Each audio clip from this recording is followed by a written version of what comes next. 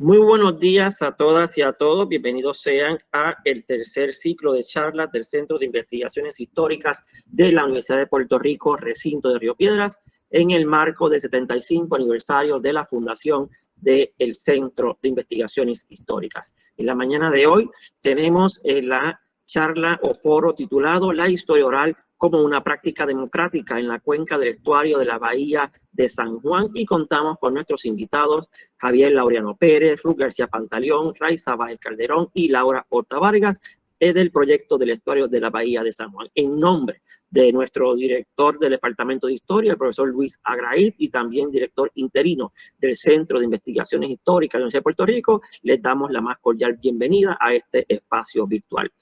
Ahora los quiero dejar con nuestra compañera, la bibliotecaria del Centro de Investigaciones Históricas, Magali Cintrón Boulder, para que inicie la presentación de nuestros invitados e invitadas y una breve sinopsis de la actividad que se habrá de presentar en la mañana de hoy. Hoy, para el cierre de este tercer ciclo temático, contamos con un formato diferente de lo que hemos tenido hasta ahora, porque habrá 4 participantes. Esta especie de foro lo lidera el doctor Javier Laureano Pérez, quien se desempeñó como director del proyecto del estuario de la Bahía de San Juan entre los años 2005 y 2016. Su preparación académica combina una maestría en Administración Pública, completada en el año 2000, y un doctorado en Filosofía y Letras en Historia, con especialidad en Historia de Puerto Rico y el Caribe en 2011. Ambos grados de la Universidad de Puerto Rico, recinto de Río Piedras. Desde septiembre de 2016 funge como director de la División de Agua Limpia de la Agencia de Protección Ambiental, EPA, por sus siglas en inglés, en la región 2, que incluye Nueva York, Nueva Jersey, Puerto Rico e Islas Vírgenes. La segunda integrante de este foro es Ruth M. García Pantaleón, quien también obtuvo un doctorado en Filosofía y Letras en Historia, con especialidad en Historia de Puerto Rico y el Caribe en 2012, de la Universidad de Puerto Rico, recinto de Río Piedras. Actualmente se dedica a la docencia y trabaja en la compañía SMO y Asociados, grupo que se dedica al manejo de recursos culturales y donde tiene la responsabilidad de realizar la identificación de documentación histórica sobre tales recursos. Sus investigaciones históricas exploran temas culturales, poblaciones en riesgo y comunidades precarizadas desde el siglo XVI hasta nuestros días. La tercera integrante del foro es Raiza Báez Calderón, quien es egresada del programa graduado de Historia de la Universidad de Puerto Rico, recinto de Río Piedras, donde obtuvo una maestría en Artes con especialidad en Historia en 2017. Al presente estudia un doctorado en Historia Pública en la North Carolina State University. La cuarta integrante del foro es Laura J. Horta Vargas, quien tiene también una maestría en Artes con especialidad en Historia de la Universidad de Puerto Rico, recinto de Río Piedras, de 2018. Actualmente estudia un Juris Doctor en la Pontificia Universidad Católica en Ponce y es maestra de Historia en la Escuela con Causa Rosalina C. Martínez, que pertenece a la organización sin fines de lucro Caras con Causa. Con respecto a la actividad de hoy, nos indica el doctor Laureano Pérez que más bien se trata de un conversatorio en el cual reflexionan sobre el trabajo de campo y los usos de la historia oral, que parte de un criterio bioregional en la cuenca del estuario de la Bahía de San Juan. Compartirán sus experiencias con la metodología de la historia oral fuera del ámbito académico en distintas comunidades estuarinas, desde Piñones hasta la Ciénaga de las Cucharillas y desde Las Curías hasta Alto del Cabro. Específicamente dialogarán sobre el libro de reciente publicación titulado Voces Estuarinas, Historias de Vida en las Comunidades que conforman el estuario de la Bahía de San Juan.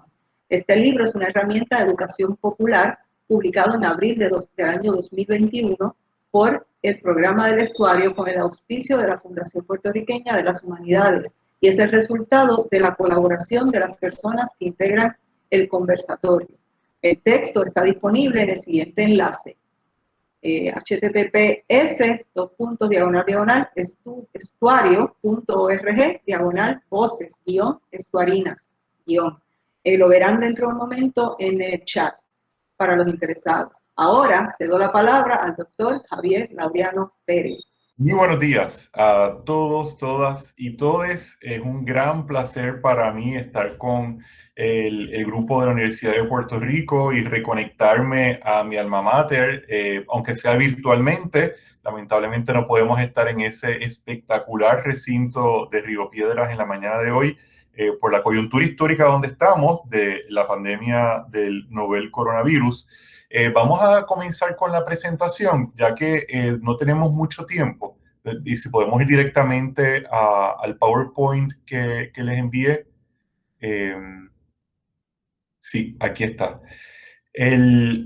Muy bien, esta es la primera. Aquí vemos la carátula del libro Voces Estuarinas, de muy reciente publicación. Se publicó hace solamente algunos meses en este año 2021 y es el resultado del trabajo de las compañeras que tenemos, que estamos aquí hoy en el foro con el programa del estuario de la Bahía de San Juan. En aquel momento estábamos laborando en el programa del estuario. Ahora mismo no estamos afiliados o afiliadas al programa, a la institución. Sin embargo, gracias al auspicio de la Fundación Puertorriqueña de las Humanidades y la Agencia de Protección Ambiental, logramos publicar el libro. El programa logró publicar el resultado de este trabajo que ocurrió entre los años aproximadamente 2013 al 2015, incluyendo el diseño de los cuestionarios para las comunidades y todo el protocolo que seguimos y las decisiones que tomamos, de las que vamos a hablar luego sobre la metodología de la historia oral. Vamos a pasar a al próximo slide.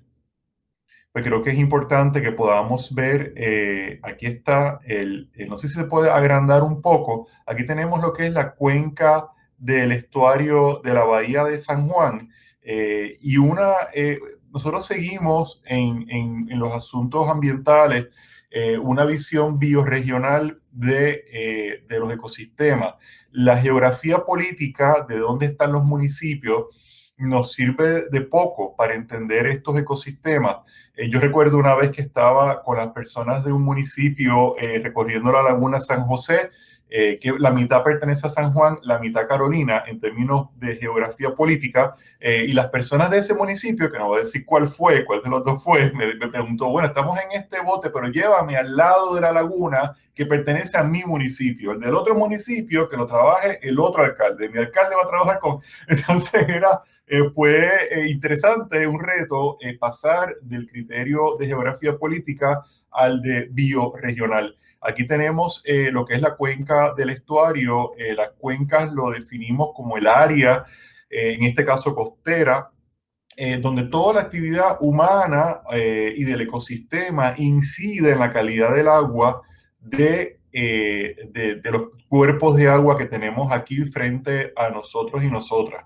En el caso del estuario, se define un estuario como un área costera donde se mezcla el agua dulce de los ríos, las quebradas y la lluvia con el agua salada del mar. Esto de inmediato va a cambiar nuestra perspectiva de lo que es la ciudad, de lo que es el área metropolitana de Puerto Rico, porque el área metropolitana de Puerto Rico, donde vive más de 1 millón de personas, forma parte de esta cuenca estuarina. Como pueden ver, todo gris, toda esa área gris es el área desarrollada.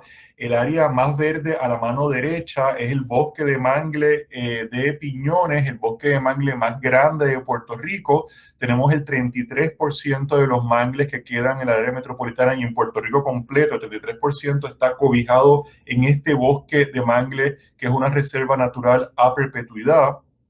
Cuando pasan por Piñones, están en una de las áreas de la más sensitivas de la cuenca del estuario.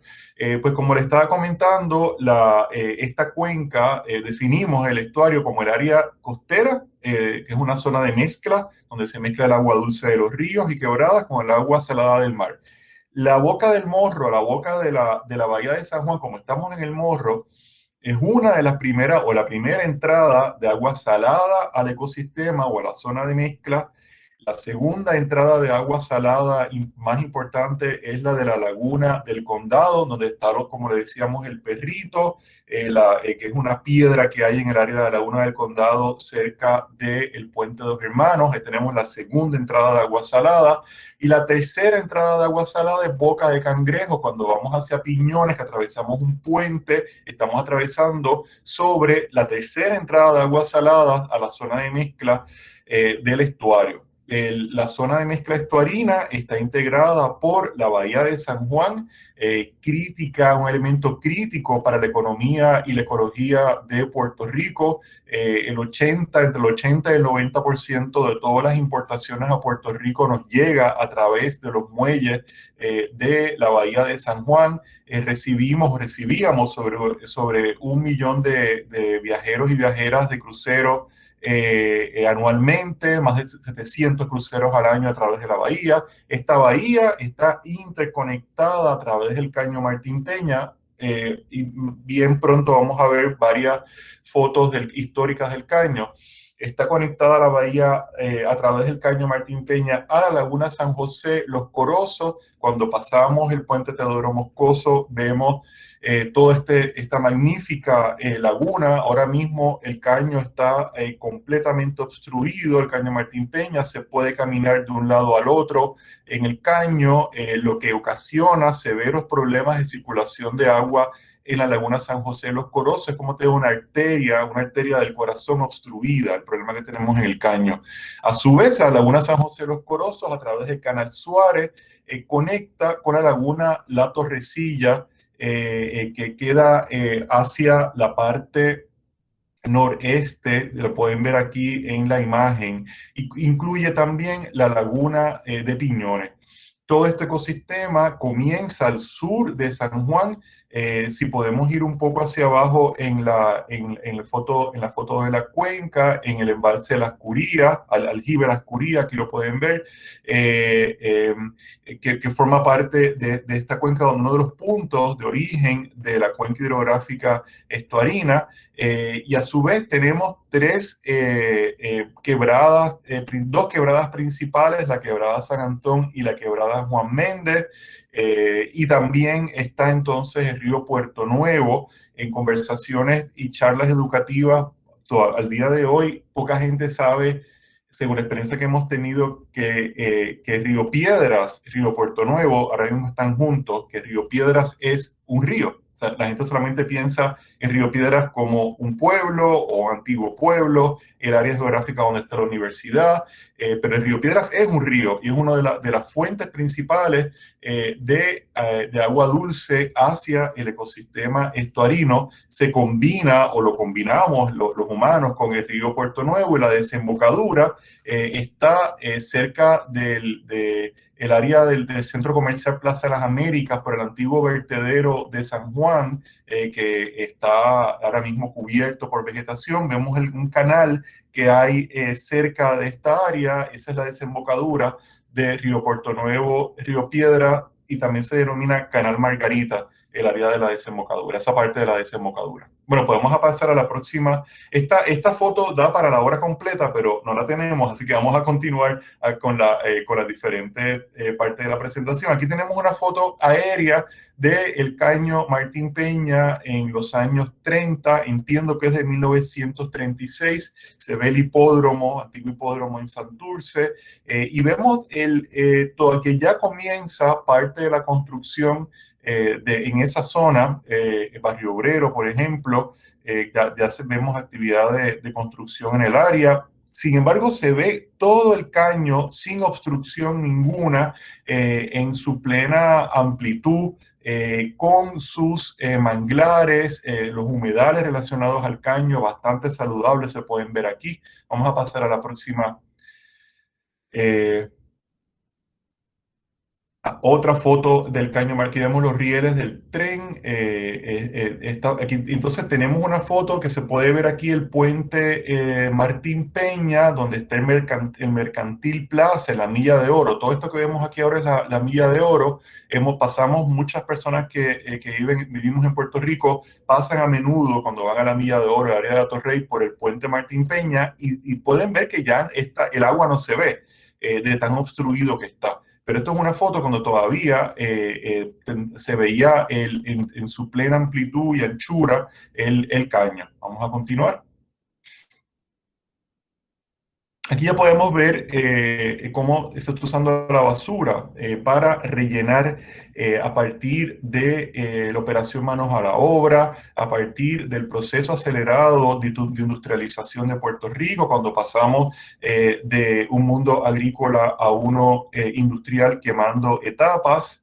Y la gente de la ruralía sale desesperada hacia el área metropolitana, comienzan las migraciones masivas hacia las ciudades estadounidenses como Nueva York, y mucha gente no tenía otra opción que rellenar los manglares, rellenar los humedales, que en aquel momento se consideraba entre los años 40 y 50, todavía no se entendía la necesidad de tener estos humedales saludables, y en ocasiones el gobierno promovía el que se rellenaran los humedales y los manglares, sobre todo en el caño. Aquí vemos la basura, todavía pues se puede navegar perfectamente bien en el área del caño. Continuamos. Estas son fotos de Jack Delano, también del área del caño. Aquí ya se ve cómo está en el proceso de relleno a pleno vapor, las personas buscando vivienda y rellenando con lo que tienen el área del caño. Continuamos. De aquí es una foto del año 2000. ¿Se acuerdan la foto de los años 30? Esta foto es del año 2000. Ya se ve casi completamente obstruido el área del caño. Vamos a continuar. Aquí vemos ya el año 2021, esta foto es del 2021. Esta área hacia su mano izquierda van a ver una parte dragada del caño en los años 80. A su mano derecha van a ver la parte obstruida que no logró completarse en la primera etapa del dragado del ecosistema. Vamos a continuar. Vemos inundaciones continuas en esa área. Estas son el área de las comunidades del caño. Tenemos sobre 27,000 personas viviendo en esta zona continuamente. Día soleado, como pueden ver en las tres fotos, día completamente soleado. Se inunda el caño con aguas sanitarias, aguas usadas, agua pluvial, y ven este desastre de salud para las personas que entran en contacto directo con estas aguas usadas. Continuamos.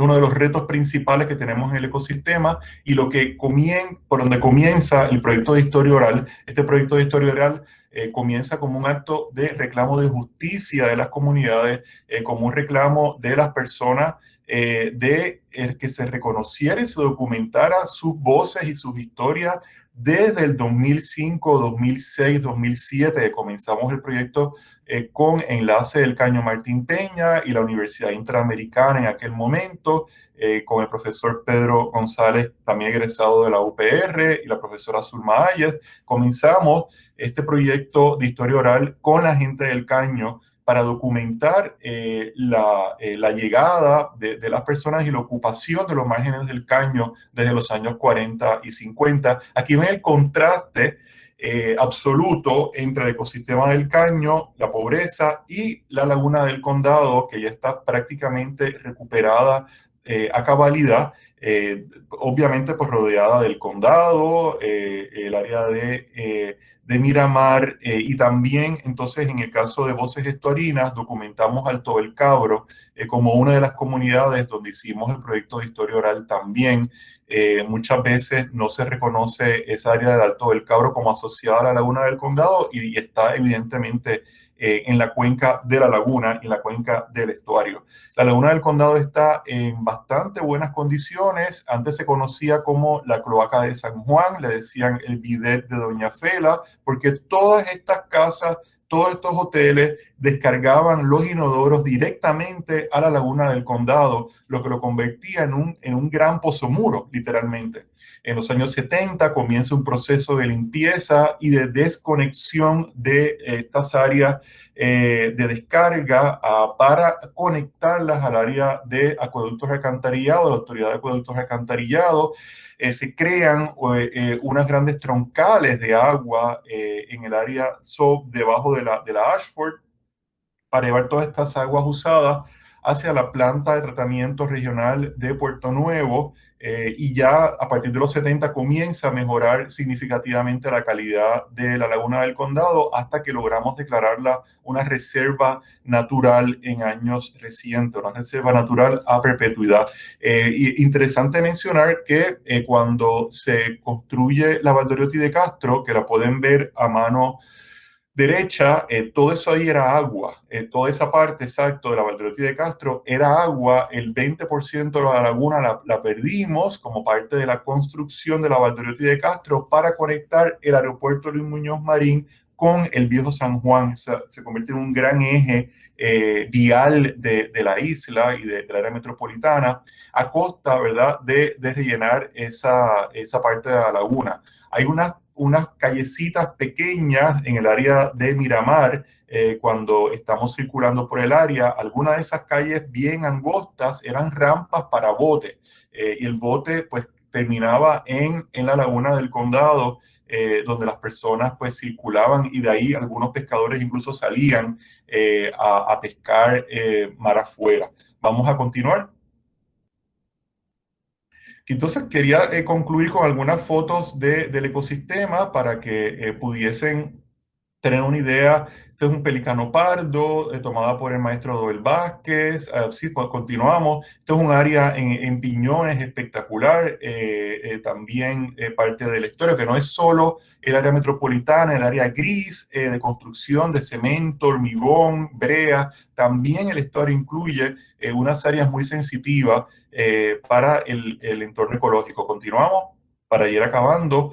Y concluimos, y podemos, este es un manatí antillano, primo del elefante. Continuamos en términos evolutivos. Vamos a pasar, esta es la última ya foto de la presentación, para poder continuar con las compañeras. El manatí antillano es un animal mamífero marino emblemático del ecosistema estuarino, porque es un mamífero marino o estuarino si se quiere, que vive en agua salada, toma agua dulce. Por eso cerca de las áreas donde tenemos agua dulce en el estuario, pues se ven, como en la laguna del Condado, se avistan a menudo los manatíes antillanos que no andan en familia. Este tipo de antropomorfismo que todos queremos pues tener el sello, sobre todo heterosexuales de nuestra sociedad, que uno piensa papá, mamá, nene, nena en una familia. Los manatíes no andan en familia.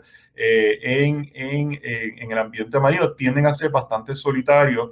Sí, la hembra de la especie acompaña a la cría durante un tiempo, pero a veces he escuchado, vi una familia de manatíes. No funcionan así. Interesante aquí también recalcar el cuidado que hay que tener cuando estamos circulando en la laguna del Condado y en otras áreas, estar vigilantes a la superficie, porque estos animales respiran oxígeno como nosotros, no oxígeno disuelto, que es el que respiran los peces debajo del agua. Necesitan oxígeno de la superficie, del aire, como nosotros los seres humanos. Y a veces cuando suben, reciben el impacto de las motoras de los jet skis, ¿no? Que son terribles para esta especie, o también de las embarcaciones motorizadas, razón por la cual se prohibió la circulación de estas motoras, de estos jet skis y de cualquier tipo de embarcación motorizada en la laguna del Condado, porque es una reserva a perpetuidad donde tenemos muchos manatíes antillanos, se ven a menudo, como necesitan salir a respirar, los pulmones los tienen en el lomo, y al recibir el impacto de estas embarcaciones muchas veces mueren asfixiados, y quedan un promedio de 200 a 600 manatíes antillanos en todo Puerto Rico. Es una especie en verdadero peligro de extinción. Hay que tener mucho cuidado cuando circulamos por las áreas de las aguas del estuario de la bahía. Voy a concluir aquí esta presentación para entonces continuar con las compañeras que nos están acompañando hoy, que nos van a hablar sobre sus experiencias en sus áreas geográficas con el proyecto de Historia Oral, comenzando con la profesora Ruth García Pantaleón.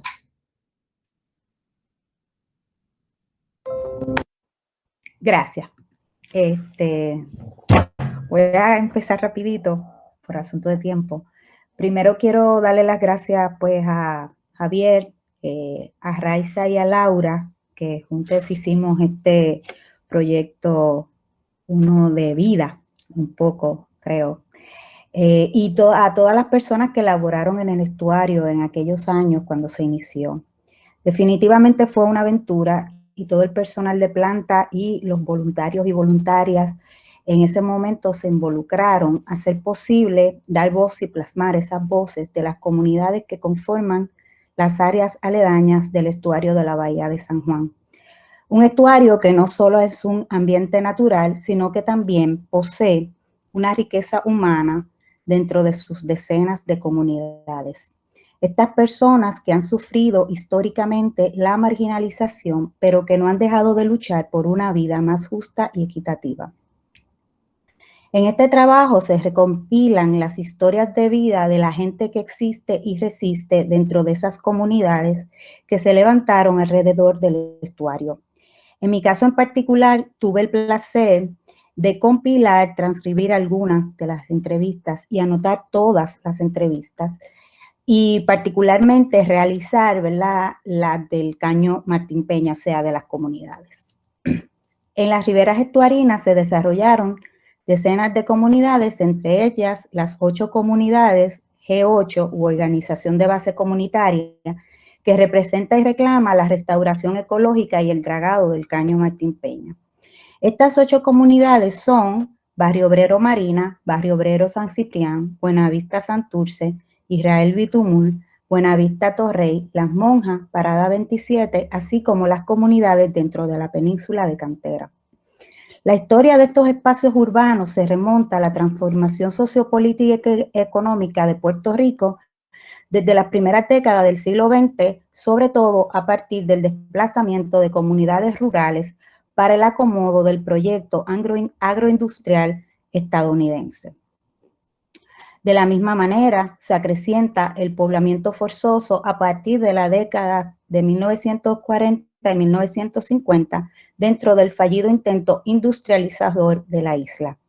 El proyecto de historia oral dentro de estos grupos sociales precarizados permiten hibanar historias personales y colectivas a la vez que ayuda a reconstruir historias más cercanas, lejos de la oficialidad y empoderando a los protagonistas. La historia oral es una forma de unir voces diversas con planteamientos encontrados y es necesario saber reconocer el valor de cada uno de los relatos que más allá de contar verdades absolutas, recurren a la memoria para revelar traumas, duelos, alegrías, dificultades, amores y un genuino apego a la comunidad. No solo tuve la oportunidad de entrevistar a José Santiago, un líder comunitario de Cantera, también tuve el placer de hablar con doña Carmelina Jiménez, una migrante dominicana que ama el caño, al igual que miles de mis compatriotas que viven dentro de esos espacios urbanos. Como sabrán, yo soy dominicana. Las historias de vida y la historia oral dentro de la historiografía puertorriqueña cuenta con pocas obras. La mayoría de ellas son memorias de personas y una que otra investigación de corte etnográfico, que han tenido mayor importancia en las últimas décadas a partir de la relevancia que ha cobrado la historia pública. Una historia que es accesible, que visibiliza, que narra desde la experiencia. Creo que Voces Estuarinas tiene la intención de contar la vida de personas maravillosas, cotidianas, de esos héroes, heroínas sin capa que viven a nuestro alrededor y que muchos no logramos ver. Mi experiencia de vida y profesional fue marcada por una de estas personas, las enseñanzas de Chago, el líder comunitario de Cantera, un líder comunitario de allí, que como maestro de vocación y profesión entendió que su rol de líder traspasaba las aulas. La línea entre la escuela y la comunidad no existe. Chago me relató cómo ser líder comunitario ha sido parte de ese proceso de enseñar y aprender que inició en las aulas y que ha prevalecido durante toda su vida. Su historia me tocó porque vi en él la cara de miles de maestros y maestras en Puerto Rico y en otros países de América Latina que cambian vidas. no solo la de estudiantes, también la de sus comunidades, poblaciones y así el mundo, convirtiéndolo desde todas las trincheras en uno más justo. En el caso de doña Carmelina Jiménez, mi compatriota, una mujer dominicana, que como tantas otras tienen toda su vida adulta viviendo en Puerto Rico, desde aquí con mucho trabajo ha logrado levantar a su familia en República Dominicana. Entre café y lágrimas, doña Carmelina me contó que no regresaría a nuestra patria y que la orilla del caño prefería morir. Con sabiduría y fortaleza, doña Carmelina ha enfrentado la vida, a pesar de que muchas veces fue subvalorada. Ella es una mujer que está clara con su propósito y ha logrado lo que para ella era lo más importante, que sus hijas fueran todo lo que ella no pudo ser. Hablamos de la historia entrelazada de República Dominicana y Puerto Rico, de la dictadura de Trujillo, del viaje, de las ilusiones rotas, de sus hijas en la distancia y de su inmenso compromiso por proveerle lo necesario para que vivan felices.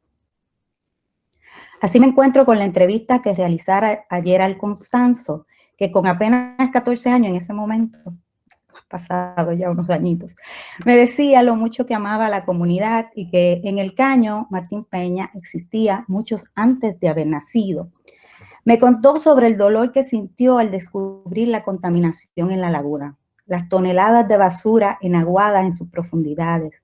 Me dijo que lo aprendió gracias a los proyectos de la comunidad que se centran en la población joven. Me afirmó que era un joven empoderado y listo para seguir luchando hasta cumplir sus sueños, el dragado del caño, y que sus nietos jugaran alrededor de sus riberas. Su lucidez y pasión por la causa del dragado del caño Martín Peña me conmovía. Me dio fe en esa continuidad necesaria dentro de todas las luchas.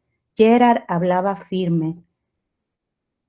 Esa misma firmeza que mostraban todas las lideresas que también tuve la oportunidad de entrevistar y que forman parte de Voces Estuarinas, doña Carmen, doña Evelyn, entre otras. Pienso que la importancia de este texto se encuentra anclada en la necesidad de conocer las vidas de personas que hacen la diferencia, que su existencia es lucha, que resisten para prevalecer y tener una vida digna.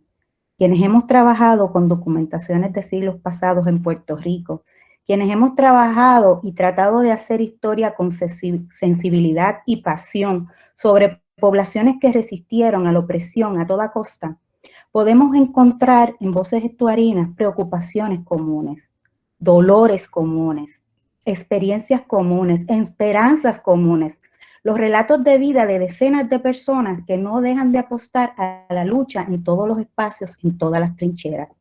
Sin mucho eco en la historiografía oficial, sin mucho eco en las instituciones gubernamentales, estas voces son la experiencia viva de varias generaciones de personas que han permanecido en defensa de sus hogares, de sus comunidades y así mismo de sus vidas y las de otras y otros. Gracias. Muchas gracias, Ruth. Vamos a continuar con Raiza Báez Calderón. Bueno, pues primero, que nada, pues saludos. Mi experiencia comencé en este proyecto en julio, agosto del 2015, justo al año de haberme regresado de Canadá, en donde hice una maestría en Historia Pública. Así que vi este proyecto como un lugar perfecto para ver la teoría, lo que había aprendido, pues ponerlo en acción. Mi trabajo con el estuario fue a través de la organización AmeriCorps y tuve la experiencia de entrar a la organización con un grupo excelente de jóvenes que venían de disciplinas súper diferentes a la mía. Ellos eran de biología, de planificación, de administración de empresas. Lo voy a mencionar por nombre, si me lo permiten, porque una de las cosas lindas de este proyecto fue que fue colaborativo y no tengo dudas que mis compañeros vistas ayudaron a que el resultado fuera más completo. Así que quiero agradecer a Christopher Bonafont, era botánico, a Stephanie Camacho, a Carlos Matei, a Jonathan Pérez, Iván Silvera, Luraida Rivera, que es planificadora, y especialmente a Zenaida Vázquez, que tomó fotografías hermosas, no solo del estuario, sino de las personas que entrevistamos en aquel año. Y soy fiel creyente que las imágenes complementan estas entrevistas. Ahora, regresando al proyecto, pues cuando empiezo en el estuario, Laureano quería hacer un proyecto de historia oral sobre cómo las comunidades se habían relacionado históricamente con los cuerpos de agua del estuario y con el ecosistema que los rodeaba. También tenía gran interés en que trabajáramos un poco el aspecto de las organizaciones comunitarias de las comunidades y las luchas sociales que se habían dado a cabo, específicamente en mi caso, en Alto del Cabro, Las Curías y Chiclana, que fueron las comunidades en donde trabajé. Esa fue mi guía general, ¿verdad? Y de ahí empecé a diseñar el diseño. Ya yo había tomado uno que otro taller en historia oral antes, pero decidí consultar antes de empezar a la profesora Mayra Rosario y a mi amiga Natalia Hernández, que ella había hecho una tesis basada en historia oral comunitaria unos años antes. Pues ellas me recomendaron libros, hicimos el documento de consentimiento informado, y algo bien importante es que Natalia me dijo una y otra vez lo importante que era ganarme la confianza de la comunidad, que no llegar allí a tocar puertas con paracaídas. Ella me dijo, no, Raiza, tú tienes que hacer que la gente confíe en ti, tú tienes que hacer, tú no puedes llegar allí un día y ya, tú tienes que desarrollar confianza con la gente. Gracias al trabajo comunitario que ya había hecho el estuario previamente a que yo llegara a trabajar con ellos, ya habían unas conexiones con líderes comunitarios, con residentes de la comunidad y con personas que ya trabajaban en Alto del Cabro, Las Curías y Chiclana. Así que ya había camino hecho. A través de estas personas fue que conocí a algunos de mis entrevistados. Yo entrevisté como a 14 personas, si recuerdo correctamente. Otras de las entrevistas las conseguí porque pues los participantes te siguen refiriendo a otras personas y eso es sumamente importante. Haces una entrevista y esa persona te dice, mira, no, pero yo creo que esta otra persona te podría ayudar más para contestarte estas preguntas que tienes. Otras entrevistas las pude hacer gracias a mis compañeros de trabajo, pues que conocieron en sus proyectos específicos, conocieron personas que ellos entendían que también podrían ser de provecho para el proyecto de historia oral. Así que pues, así fue que como conseguí algunas de mis entrevistas. El proceso fue pues primero ese primer contacto, entonces pues yo trataba de conocer un poquito más a la persona, le explicaba el proyecto de historia oral que estábamos desarrollando con el estuario, después le hacía una como pre-entrevista, súper informal, y ahí pues yo buscaba hablar con la persona sobre su relación con la comunidad, y entonces luego pues sacaba una fecha para una entrevista oficial, así que yo dejaba que la persona tuviese este espacio para tratar de recordar sus vivencias en la comunidad, así que cuando yo regresaba a su casa, pues el proceso iba a ser un poquito más productivo en cuanto a la entrevista. El resultado de este proceso fue que pude entrevistar personas sumamente diferentes. Unas tenían unos roles súper activos o habían tenido roles súper activos en la comunidad, como líderes comunitarios o de otras formas. Otras habían tenido un perfil un poco más bajo, no se habían envuelto en procesos comunitarios. La mayor parte de los participantes en mis entrevistas eran tenían más de 75 años. Entrevisté personas que vivían en la zona urbana de Alto del Cabro y sus historias de vida van a ser, si leen el libro, se van a dar cuenta que son sumamente diferentes a las historias de vida de personas que vivían en Las Curías o en Las Chiclanas. Sin embargo, y yo creo que esto es súper importante, hay muchas zonas de contacto entre estos grupos, entre los grupos que viven en Las Curías, los que viven en la zona del Cañito, y los que viven en la zona de Alto del Cabro. Y una de esas zonas de contacto es que estas comunidades han sido afectadas directamente, negativamente, por proyectos de modernidad o de desarrollo. En esos procesos, estas comunidades no fueron tomadas en consideración y provocaron cambios sociales y ambientales en las comunidades y en cómo los residentes se relacionaban con el medio ambiente. Y eso es algo que surgió mucho de las entrevistas, ese aspecto personal de cómo el individuo o la comunidad utiliza o se relaciona con los recursos naturales que tiene disponibles y cómo esto ha cambiado a través de las décadas. Por ejemplo, en el caso de Alto del Cabro, una vez se construye la Valdoriotti de Castro, que eso era de lo que estaba hablando Laureano, parte de la comunidad se elimina por esto, y la relación de lo que hoy llamamos la laguna y la relación de la comunidad con lo que hoy llamamos la laguna de Condado va a ser otra por no tener ese acceso directo con la laguna. Ahora vas a tener una avenida entre medio del ecosistema y la comunidad. Importante recordar es que sobre la laguna había casas. La comunidad Alto del Cabro construyó sobre la laguna. A veces estamos más acostumbrados a ver estas imágenes del fanguito, de esas casas sobre el agua, Pero la Laguna de Condado, tan espectacular así como se ve ahora, en los 40, en los 30, tenía sobre decenas de casas sobre esa comunidad. Gracias a cómo se desarrolló ese espacio, se desarrolló allí una villa pesquera. Así que en esa comunidad en un momento dado van a haber muchos pescadores viviendo, cosa que cambió cuando la Valdoriotti de Castro se construye. Otra cosa que va a afectar mucho a la comunidad es el redesarrollo que va a ocurrir en los 80 en Santurce. Ahí es que va a ocurrir una amenaza para desplazar la comunidad de Alto del Cabro. Y ahí es que la comunidad decide organizarse y le dan una lucha brutal al sector privado, a los desarrollistas y al gobierno, que eventualmente el gobierno compra esos terrenos y las personas pueden quedarse en Alto del Cabro. En el caso de Las Curillas vamos a ver como una comunidad totalmente agrícola empieza a cambiar luego de que se construye el embalse de Las Curillas en los 1940 y cómo con la creación de este lago se desarrollan nuevas dinámicas comunitarias y ambientales. El lago no solo va a servir como fuente de alimento o de entretenimiento para las personas que viven en el área, sino también va a ser un lugar en donde ocurren tragedias como ahogamientos, accidentes y hasta actos criminales, y eso está bien en la memoria de los entrevistados. Luego, cuando se comienza a planificar en esa área de Cupey la construcción del señorial y los paseos, vamos a ver cómo a través de las entrevistas las personas recuerdan ese proceso como un proceso en el que los desarrolladores buscaron a puro mollero, según algunos de los entrevistados, mover a las personas de la zona. Muchas de la gente pues vendieron sus fincas, vendieron sus propiedades y va a haber un desplazamiento de los residentes. Así que de nuevo, el desarrollo, el progreso va a afectar directamente a estas comunidades, muchas veces sin su consentimiento. Algo similar vamos a ver en el caso de Chiclana, con el desarrollo de las viviendas en Montelledra. Según Juan Cruz, uno de los entrevistados y una de las personas que tiene una relación sumamente cercana con la organización El Estuario de la Bahía de San Juan, esa construcción, la construcción de las casas de Montelledra, no solo afectó gravemente a las zonas naturales del área, la quebrada Chiclana, las aves, los árboles, sino que los desarrolladores también presionaron a la comunidad y básicamente extorsionaban a la gente, según él, como muchas de esas personas no tenían el título no de la casa, sino del espacio, de la tierra. De pues propiedad, por ahí los presionaban. Es como que, ok, te doy $5,000, si no, voy a pelear contigo en las cortes, tú no tienes el título, posiblemente vayas a salir, y así mucha gente pues decidió vender sus terrenos y se fueron del área. Así que nada, en el caso de Alto del Cabro y Chiclana, las comunidades reaccionaron en muchas ocasiones, se organizaron y pues trataron de dar lucha para quedarse o para restaurar la zona, el medio ambiente del área, como fue en el caso de Chiclana.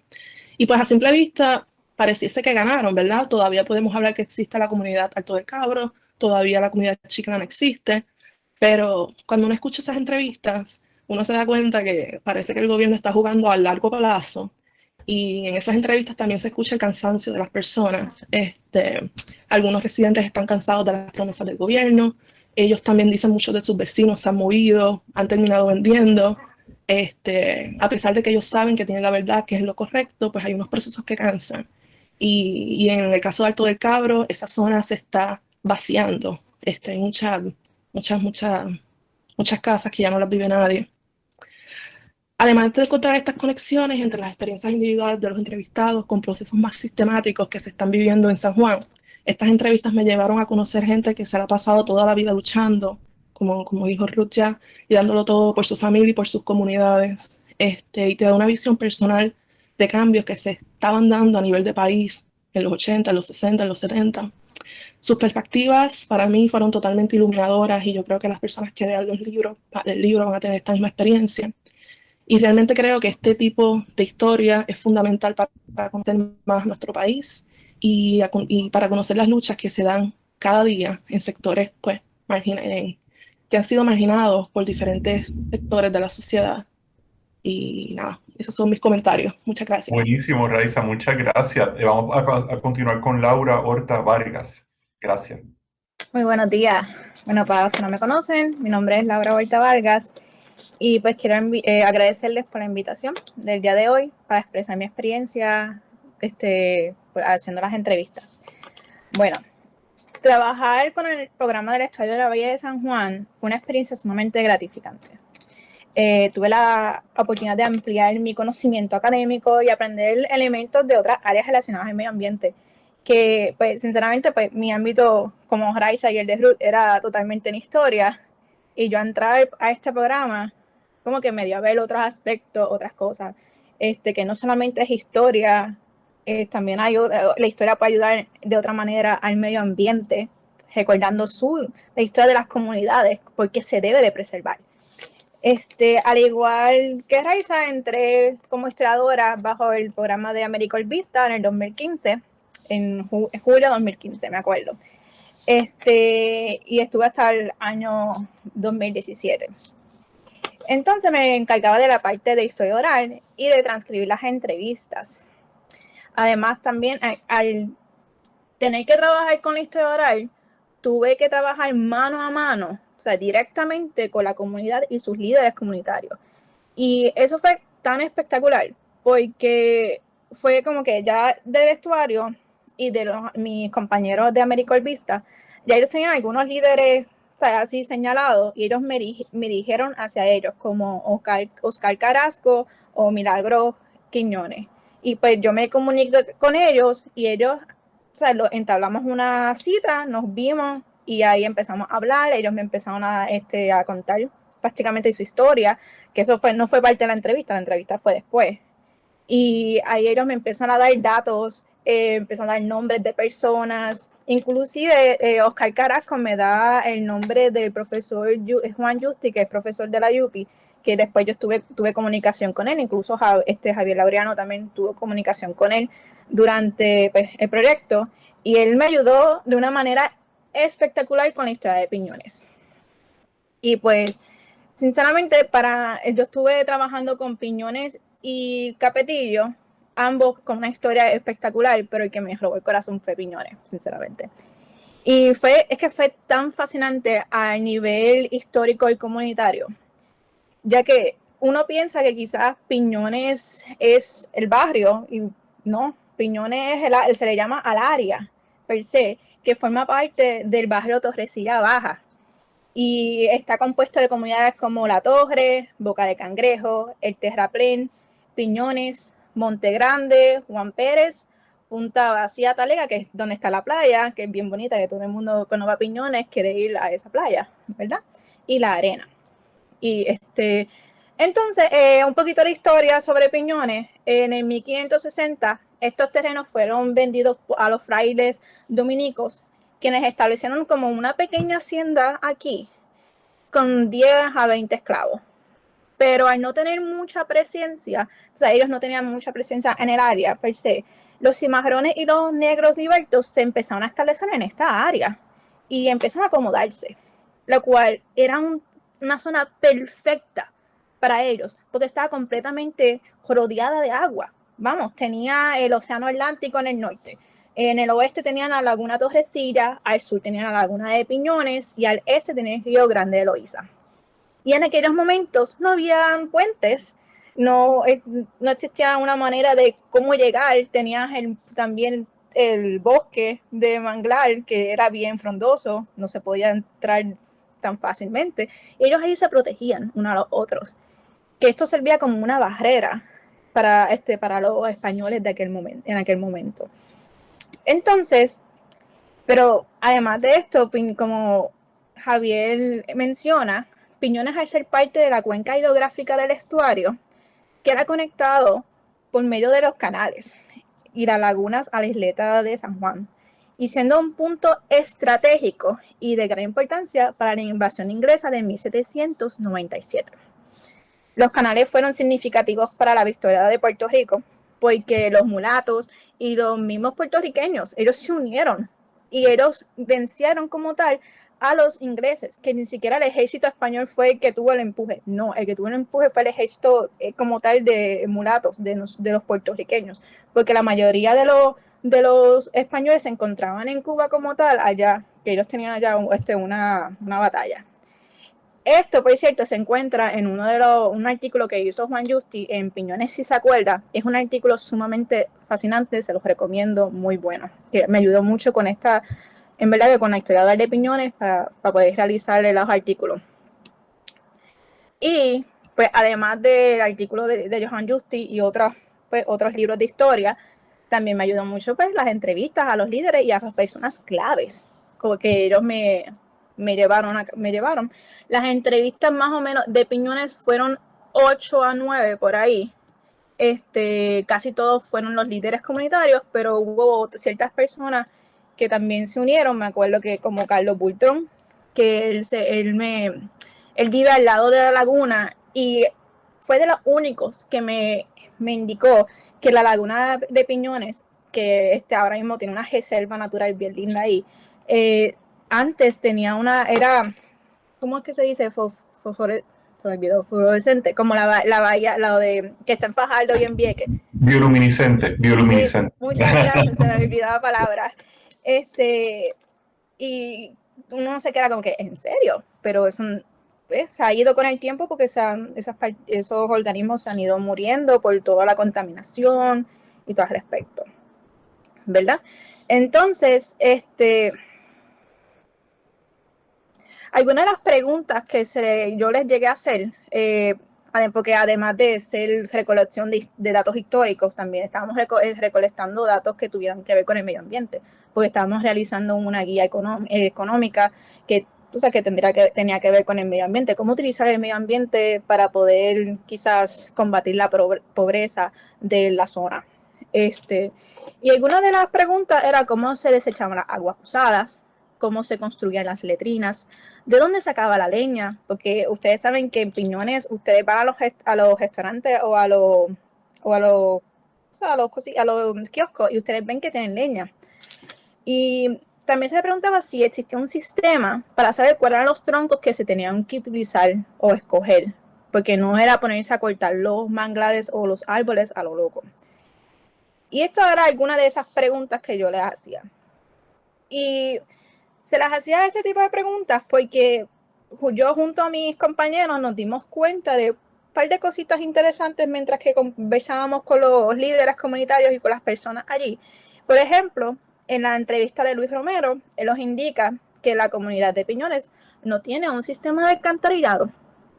Ellos aún hoy día utilizan un pozo muro y era de nuestro interés saber a dónde iban esas aguas usadas, porque nosotros nos encargamos como tal de saber el estado del agua, por eso que está el que se encarga de monitorear el agua, que es el doctor del agua, pues por eso también queríamos saber.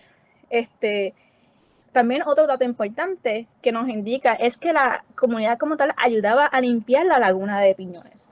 Esto, cosa que se ha dejado de hacer porque indicando Milagros Quiñones nos indicó en su entrevista que Recursos Naturales como que se puso medio fuertes con ellos, que no quería que se metiera como tal y sacaran árboles o troncos de árboles de la laguna. Pero antes ellos se metían como tal en la laguna de Piñones, en los manglares, y ellos buscaban los troncos o ramas que estuvieran secos. Y esto ayudaba a la limpieza. Y como dijo Laureano, la laguna yo creo que todavía hoy día se encuentra bloqueada en unos canales por la basura y también porque los mangles, ustedes saben que los mangles se mueren y ahí es que se acumula. Pues ellos ayudaban a limpiar eso y a que el agua fluyera, que en parte era como que dando y dando, el Piñones le daba al medio ambiente, le daba su hogar, le daba la protección y ellos ayudaban a preservar eso con la limpieza, cogiendo esos troncos que ya no servían. Era como que era algo bien, bien chulo, dando y dando. Pero algo bien súper interesante de la entrevista de Luis Romero es que él menciona que él tenía raíces en Piñones desde 1700, que prácticamente su familia era de las personas originales de la zona. Una cosa increíble que todavía, para que ustedes vean que todavía allí hay personas con raíces cimarronas o de estos esclavos libertos que entraron en el área. Entonces, como ya también les he mencionado, Milagros Quiñones fue una líder comunitaria que yo tuve el honor de entrevistar y también compartí con ella. Ella para mí era un jallito de eso, una chulería. Y en aquel momento ella se encargaba de la península de los pescadores, que se encuentra frente como tal del aeropuerto. Del aeropuerto. Usted va y usted puede ver el aeropuerto de allí. Y entonces ella se encargaba de esta área y todos los años ella se encargaba de crear un campamento de verano con la ayuda de la comunidad para los niños. Y en este ella ofrecía talleres de medio ambiente, manualidades, y también practicaban la bomba, que es algo típico, también un baile africano, ¿verdad? Baile folclórico.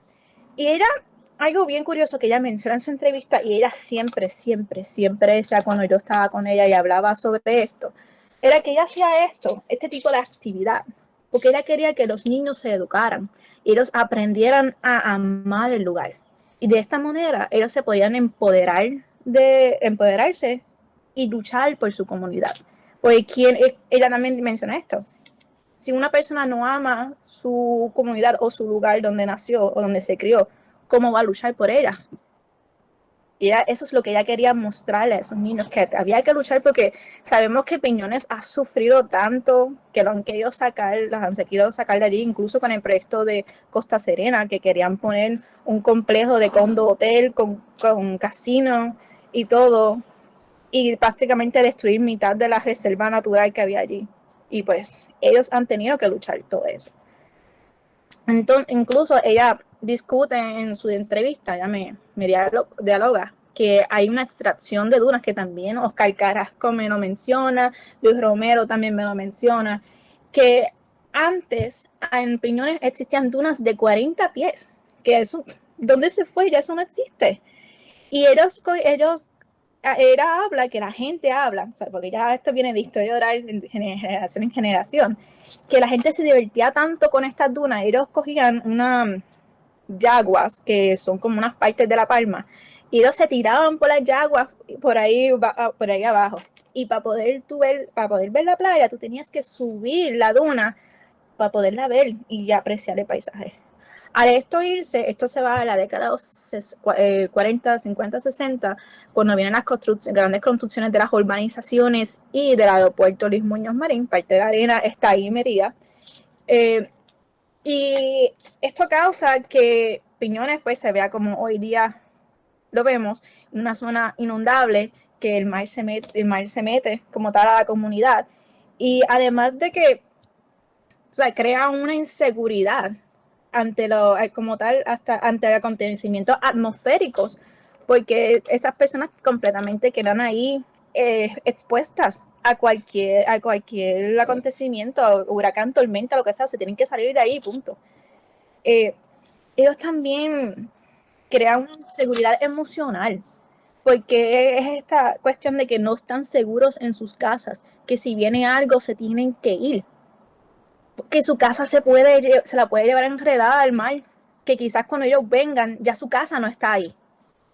Y ellos en parte también están tratando de luchar eso, que incluso hay proyectos, nosotros mismos del estuario empezamos en el 2016 junto a Bausá y a Iván Rivera, un proyecto de realizar otra vez dunas. Me acuerdo que Ruth también estuvo ahí presente y estuvimos ahí poniendo los palitos para poder que ellos, para la restauración de dunas. Inclusive estos mismos proyectos los están haciendo en otras partes, que los he visto de otra manera, pero están haciendo restauración de dunas en Puerto Rico, porque la duna es muy importante, además tiene un impacto para el oleaje. Y pues entonces, para terminar y finalizando, pues estas entrevistas se dieron gracias a la ayuda de Zenaida Marí, que ella me ayudaba con todo.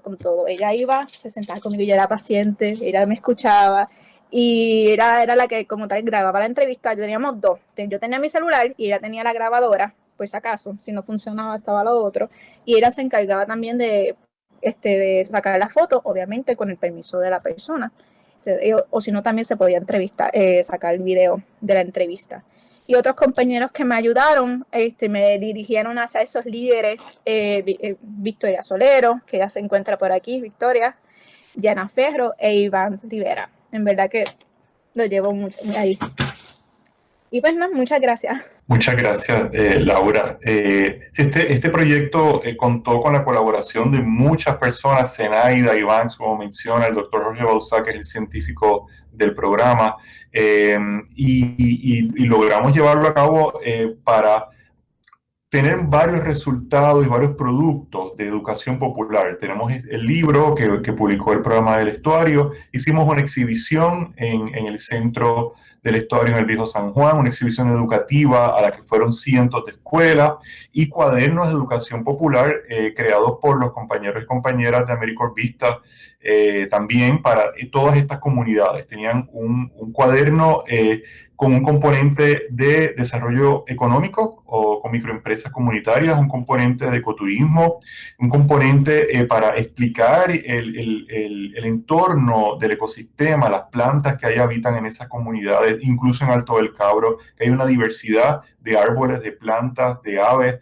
y llevábamos personas especialistas en botánica, ornitología, diferentes ramas de la ciencia, y se integró a la disciplina de la historia. Fue una experiencia maravillosa. Tenemos ya estamos pasados del tiempo. Había otras partes del día de hoy, de la parte del foro, ¿no? No sé si hay algunas preguntas que quieran hacer. Aquí están el enlace para que gratuitamente puedan ver el libro y tenerlo de forma gratuita. Y muchas gracias por la invitación de nuevo del Centro de Investigaciones Históricas y a todos por haberse unido aquí a la actividad en la mañana y tarde de hoy. Muchísimas gracias a todos los compañeros y compañeras que nos han presentado tan excelentísimo proyecto. Ahora vamos a pasar a la fase de preguntas y comentarios de parte de los compañeros que están presentes y al final podemos inclusive abrir los micrófonos para generar algún tipo de charla o conversación con los compañeros que están presentando. Lo voy a dejar con la compañera Magali Cintrón-Boller para que administre las preguntas y los comentarios. Bien, muchas gracias a los 4 ponentes. Aquí hay una pregunta que dice, ¿hubo resistencia por parte de la comunidad a participar en el proyecto? Bueno, nosotros usamos las herramientas de participación ciudadana existentes en las diferentes comunidades. Ya el programa del Estuario tenía unas relaciones con la comunidad de muchos años. Esto es un programa que tiene décadas de existencia y también en el caso del Caño pues está el G8 y el proyecto Enlace. Son comunidades que uno tiene que conocer, respetar y entender las dinámicas de poder dentro de las comunidades. Uno puede llegar allí con una libretita. Antes iba con la primera versión de este proyecto, lo hicimos con unas grabadoras de cassette, que teníamos que estar pendientes del cassette, que no cogiera mucho sol en el carro, pero ahora ya esta segunda fase, esta fue la fase del 2006-2007, en esta otra fase más reciente y por la que estamos aquí hoy y el resultado del libro, ya fue casi toda digital. Pero en términos de esa, no encontramos, por lo menos no vi resistencia porque hubo un trabajo comunitario previo. Importante, y esto lo aprendí con Humberto García en Metodología de la Historia Oral en la Universidad de Puerto Rico, ese respeto a la persona. Si uno dice que uno va a llegar a una hora, uno debe llegar a esa hora. Yo he entrevistado a don Cándido Caraballo, en aquel momento él tenía 103 años. Yo llegué 3 minutos tardes por los problemas de estacionamiento en Puerto Rico, etcétera. Y ese señor me regañó grandemente cuando llegué, porque él me dijo, ¿por qué llegaste tarde? Dijo, pero yo pensaba que él no le iba a notar tanto, habían sido solo 3 minutos de tardanza. Él me dijo, yo tengo 103 años, a mí me duele la espalda. Y llevo media hora esperando. Te dije, pero don Cándido, era para las 2. Yo llego media hora antes siempre a todos los lugares porque me tardo. O sea, uno tiene que ser consciente de estas personas que muchas veces los políticos los visitan para tomarse fotos con ellos, montones de gente haciéndoles promesas, trabajadores sociales que hacen un trabajo espectacular, importantísimo, pero a veces no le dan seguimiento. Entonces uno llega como historiador, historiadora a estas áreas y estas personas no están acostumbradas a trabajar con historiadores, porque la disciplina de la historia en Puerto Rico se hace mayormente en los archivos, puramente académica. Este tipo de proyecto de participación ciudadana a nivel popular, de educación popular, pues ha pasado a una fase pues muy secundaria en la Universidad de Puerto Rico, en la Universidad Interamericana, hasta cierto punto también, aunque ellos tienen un programa de historia oral en el recinto. Una crítica constructiva a nuestra alma mater. Pero, o sea, que ellos no están acostumbrados a ver personas de historia allí en sus comunidades. O sea, que es una manera de relacionarse con las comunidades distintas. Yo lo había hecho como ambientalista. Como ambientalista, pues a veces es más fácil porque entienden más, ¿no? Porque pues aquí hay basura, aquí se ha rellenado humedales, tengo inundaciones, se me inunda la casa. Pues un ambientalista tiene quizás más acceso a estas comunidades que una persona que venga de la disciplina de la historia. Pero una vez uno lo entiende, habla con la persona y conoce a la persona previamente. Es importante hacer un trabajo previo de investigación con la persona y no llegar con desconocimiento total, que en el proyecto pasó en una ocasión, ¿no? Fueron a entrevistar a una líder comunitaria muy conocida en su comunidad y la historiadora no conocía a esta persona. Y la persona se sintió profundamente ofendida porque empezó por cuál es su nombre, ¿no? Y dijo, como tú no vas a saber mi nombre y vienes a entrevistarme y no sabes mi nombre. O sea, ya ahí empezó mal la entrevista. O sea, que el trabajo previo, importantísimo hacer un trabajo previo de la persona, saber cómo se llama, en qué labora, para que la entrevista salga bien. Pero son todas lecciones de aprendizaje como para que formaron parte de la iniciativa y donde aprendimos todos y crecimos. De hecho, Humberto García lo menciona también en su curso, hay que hacer ese trabajo previo con las personas que uno va a entrevistar. En mi caso, quiero comentar que, por el contrario, o sea, la gente, a las personas que entrevisté, la mayor parte eran personas que querían hablar, especialmente en la comunidad Las Curías, que está un poquito más retirada. Allí pude hablar con personas de 85, 90, 90 y pico de años, y ellos tenían una necesidad de contar su vivencia y creo que o sea, se sintieron que estaban aportando, que obviamente ya habían aportado al país con sus vidas, pero ellos veían esto como otra aportación que estaban haciendo. Así que en mi caso, y creo que fue la experiencia de la mayoría de nosotras, no, o sea, realmente lo que había era una disposición para contar sus historias de vida, para contar las historias de sus comunidades. En el caso, yo también iba a plantear que hay dos tipos de personas que entrevistamos, yo digo. Hay personas que eran privadas, personas que no eran líderes, lideresas de sus comunidades y personas que habían vivido en la comunidad. Así que hay dos tipos. En el caso, igual que Raiza, yo coincido, sí era la idea de abrir a la historia de la comunidad y que todas las personas se enteraran de lo valiente que era esa comunidad, y por otro lado, como ejercicio político, en el caso de las líderes y los líderes, ¿verdad?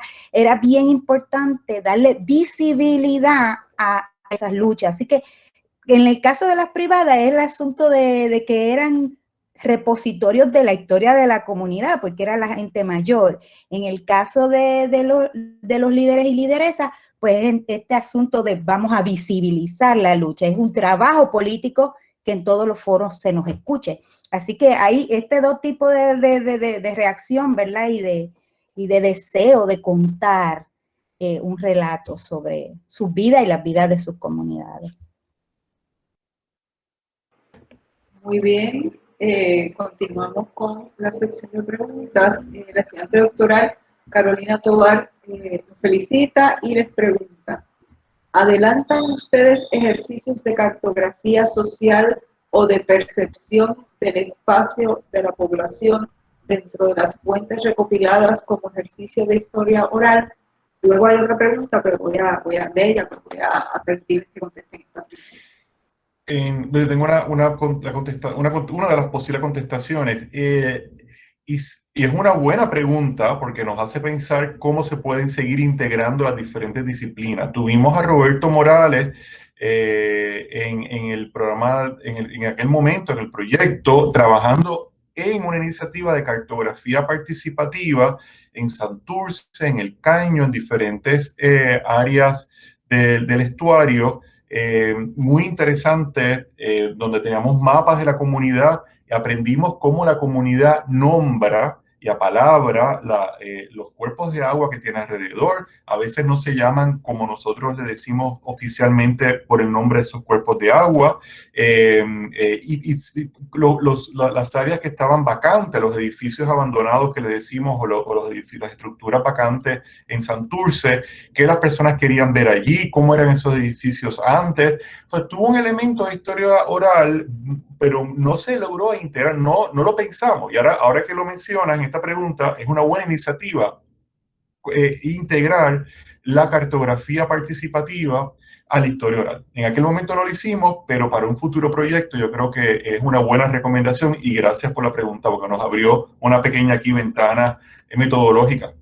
Muy bien. La segunda pregunta de Carolina dice, si es así, obviamente refiriéndose a la pregunta original, ¿cómo ha sido la respuesta de la comunidad ante ese tipo de ejercicio? A las comunidades, bueno, el 99% tengo que decir que coincido con las compañeras, fue bueno. La gente quería contar sus historias y hasta cierto punto agradecían también que estuviésemos allí para documentar su memoria. Eso fue bien importante. En términos de la cartografía participativa, también vimos mucho interés, porque de nuevo, que hay un geógrafo, en este caso Roberto, pues tiene una maestría en geografía de SUNY, de la Universidad del Estado de Nueva York, en geografía, y él tiene todo ese conocimiento metodológico de cómo se hace la cartografía participativa, y fue mucho entusiasmo también. Es otra dinámica, porque en la historia oral nosotros no hacemos grupo, no hacemos entrevista en grupo. Hay gente que lo hace. A mí, nosotros, por lo menos nosotros los que estamos aquí, creo que no favorecemos ese tipo de acercamiento, de tener un grupo de personas. Hay gente que va a las égidas, por ejemplo, aunque sabemos que la historia oral no está limitada a las personas mayores, pero hemos visto gente que va a las égidas, entonces deciden hacer dinámicas grupales de rescate de la memoria. Hay personas que no se sienten cómodas contando las cosas, no tienen confianza con el que tienen al lado, nosotros no sabemos la relación de esas personas en su diario vivir. Así que la cartografía participativa, en el caso con el trabajo que hicimos, era completamente comunitaria, colectiva. Había un mapa grande en el medio de la mesa y la gente señalaba los lugares donde esas personas, primero, cómo nombran las palabras, los lugares, qué nombres le tienen, qué historia tiene ese lugar, qué quisieran ver en los lugares que están abandonados o vacantes, etcétera. Pero sí son dos metodologías bastante distintas, pero con mucho entusiasmo comunitario en ambas instancias. Hay otro asunto también que tiene que ver con las comunidades en que nosotros trabajamos. Nosotros trabajamos en comunidades que ya están organizadas y muchas de ellas hacen este tipo de trabajo, o el trabajo cartográfico participativo y otro tipo de estrategias para integrar a la comunidad. Así que los objetivos, ¿verdad?, particulares del proyecto cuando se inicia o cuando se le da continuidad, pues eran bien claramente relacionados con la historia de las comunidades contadas a partir de las personas que fueron entrevistadas. Así que eso tiene que ver, el hecho de que esas comunidades están organizadas, no llegamos a organizar nada, sino a trabajar mano a mano con ya estas organizaciones comunitarias, y a conformar entonces este proyecto, que era el asunto de la historia en particular contada desde la comunidad. Muy bien, muchas gracias. Continuamos. La profesora Carmen Campos Esteve, de la Facultad de Estudios Generales, tiene dos preguntas. La primera dice, Recientemente hubo una destrucción de mangles en Piñones, denunciada por la comunidad. La pregunta es, ¿qué reacción han tenido ustedes de sus amistades o colaboradores sobre esta situación? La relación con el ecosistema de los mangles ha sido difícil educar y reconceptualizar la importancia de los mangles en la imaginación colectiva, porque por décadas, incluso cuando yo me criaba y me decían que los mangles eran lugares de mal olor, a veces pasábamos por la planta de tratamiento de Puerto Nuevo, había mal olor porque ahí es la planta de tratamiento de aguas usadas más grande del Caribe. Pues obviamente va a haber algunos olores objetables. Cuando pasábamos por allí, yo decía, ay, hay mal olor, era niño, me decían, ah, esos son los mangles. Todo, donde quiera que uno iba, a lugares costeros, y había un mal olor, era culpa de los mangles. Se veían como lugares de mosquitos. En los mangles hay mosquitos, en los mangles hay mal olor, los mangles hay que rellenarlos, porque el progreso es rellenar los humedales y rellenar los mangles y que haya cemento y edificios. Así que nosotros entendíamos estas áreas en el contexto urbano. O sea, que no se respetaban, no se entendían, y a veces desde la narrativa del gobierno misma, por décadas se promovía este tipo de visión en contra del mangle y del humedal. A partir de los huracanes recientes, también pasó con el huracán Hugo y otros huracanes que ha habido anteriormente, la reacción inmediata de algunas personas, de parte de la población, es que los árboles son un problema, porque se caen los árboles, tumban las líneas de electricidad, hay que tumbar los árboles porque nos dejan sin luz los árboles. Entonces, todo este tipo de herramientas de historia oral, de cartografía participativa, son importantísimas para que las personas entiendan mejor y conozcan, se relacionan de una forma distinta a su entorno. Se nos dice, es una ciudad, la ciudad de San Juan, el área metropolitana, diseñada a espaldas de los ecosistemas, donde nosotros no vemos agua desde Piñones. Cuando uno sale de Piñones, uno pasa por todo el área de Ocean Park, el área de Isla Verde, el área del condado, toda esa área, uno está frente al mar y no se ve nada, no se ve la laguna, no se ve el océano, hasta que uno llega al área de Puerta de Tierra, donde ahora está el paseo, que en algunas partes el paseo y corredor de un área de bicicletas también que se hizo hace unos años. Ahí lamentablemente uno antes veía una gran ventana al mar y ahora pues se ven paredes de cemento.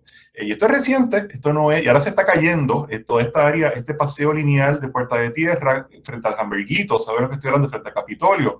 Toda esa área estaba poblada de árboles que se cortaron y palmares para construir este paseo lineal en cemento todo, y que ahora, como habíamos los ambientalistas avisado, se está cayendo al mar por erosión costera. Hay pedazos que es notable que puede ceder en cualquier momento. O sea que estamos de espalda al mar, seguimos construyendo, porque esto fue hace bien poco que se construyó este paseo lineal, no hace 50 años ni 20 años, quizás no hace 5 años, 6 años nada más. O sea que esos patrones continúan. Mientras continuamos el patrón de desarrollo a espalda de los ecosistemas estuarinos, a espalda de la naturaleza, pues vamos a seguir viendo esta situación. Pero se supone que no ocurra. Se supone, de hecho, que este corte de mangle esté prohibido. No estoy al tanto del detalle de este caso en específico de corte de mangle, pero no se puede cortar mangle. Hace falta, de hecho, permiso por el cuerpo de ingeniero. La sección 404 de la ley de agua limpia exige un permiso previo y un tipo de protocolo que hay que seguir a nivel federal. Están protegidos y no se puede sencillamente rellenar humedales ni rellenar áreas de manglares. Está completamente prohibido. Muchas gracias por su respuesta, doctor Laureano. Continuamos con la profesora Carmen Campos Teve. Dice, en realidad, ahora que la leo me doy cuenta que no es una pregunta, es un comentario.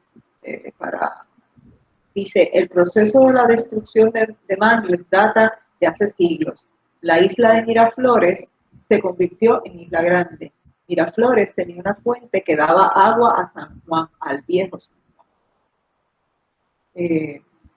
Entonces, hay una persona que no se identifica, pero dice, además de felicitarlos, dice, no sé si el sector de Palo Seco es parte del estuario. De ser así, siempre he tenido una duda relacionada al río Palo Seco y al río Bayamón. Se trata del mismo río con diferentes nombres. El primero desemboca en Palo Seco y el segundo, luego de la canalización, desemboca en Levitán. Antes el río Bayamón tenía una desembocadura completamente distinta, la desembocadura del río Bayamón. Se han cambiado, entonces le echamos la culpa a los ríos de las inundaciones, pero en el área metropolitana completa hemos cambiado el cauce de los ríos, hemos destruido los corredores riparios. Corredores riparios son las áreas verdes que están en los márgenes de los ríos y quebradas y que ayudan a que el agua sea clara, el agua que le llega de lluvia se filtra en estos corredores riparios en los ríos y las quebradas. Hemos recanalizado y todavía al día de hoy hay planes de seguir canalizando el río Puerto Nuevo y el río Piedras en área, incluso en el Jardín Botánico de la Universidad de Puerto Rico, que es un área preciosa. Hay planes futuros de canalizar con cemento y hormigón, como se hacía en los años 70, partes del Jardín Botánico de la Universidad de Puerto Rico, por donde pasa el río Piedras, que ahora le decimos río Piedras, río Puerto Nuevo, porque terminó siendo el mismo río, porque se construyó así. Pero esa desembocadura, sí, la respuesta es sí. Palo Seco forma parte de la cuenca estuarina. Ese pedazo es un límite del área oeste de la cuenca estuarina. Al este, el límite es el Río Grande de Loíza. Estas cuencas pues se diseñan con modelos matemáticos. Ahora hay recomendaciones de reconsiderar lo que incluye la cuenca hidrográfica, porque hay muchos modelos y logaritmos nuevos comparado con lo que había en los años 80 y 90 cuando se diseñó estas cuencas a nivel de diferentes partes del mundo. Se diseñaron cuencas hidrográficas estuarinas. Y esta es una de ellas que se podría reconsiderar dónde empieza, dónde termina el área de la cuenca, pero sí, Palo Seco forma parte de la cuenca. ¿Y qué está ahí? ¿Dónde termina? ¿Dónde empieza? ¿Qué río es cuál? Es casi imposible ya saber porque es confuso, porque se ha intervenido tanto, casi el 70% de toda la metropolitana es gris, está llena de cemento. Pregunta ahora Román Buc. Dice, la comunidad de Piñones sabe de los riesgos de inundación y aunque ha tratado de crear dunas, entre otras opciones, para prevenir las inundaciones, la pregunta, ¿por qué siguen en esas áreas de peligro?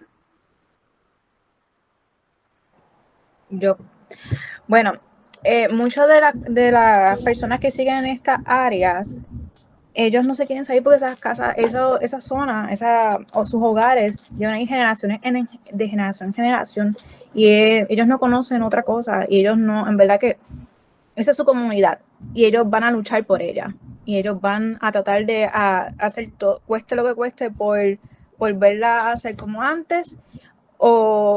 Entonces, también, como les dije, Milagros Quiñones, educar a sus niños para que se empoderen. Ellos no se van a ir de ese lugar, porque si se van de ese lugar, ellos van a estar perdiendo. Ellos pierden su lugar que llevan de hace años y años, décadas, siglos. Que en verdad que no sería justo para ellos tener que dejar su hogar.